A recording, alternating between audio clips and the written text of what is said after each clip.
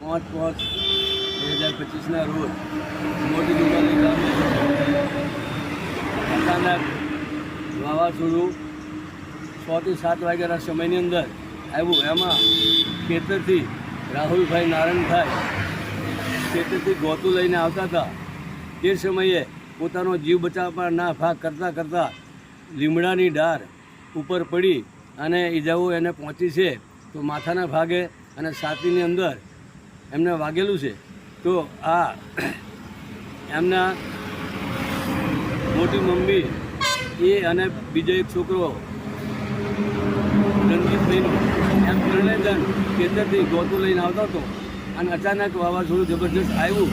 એની અંદર સપાટા ભેગું એમને ઈજા પર મોટી દુમાઈ બસ સ્ટેન્ડે જે લીમડો હતો અને બાજુમાં નજીક ઘર એમનું તે નાહતા હતા એમની ઉપર ડાર ભાગી પડી છે અને એને ઈજા થયેલી છે.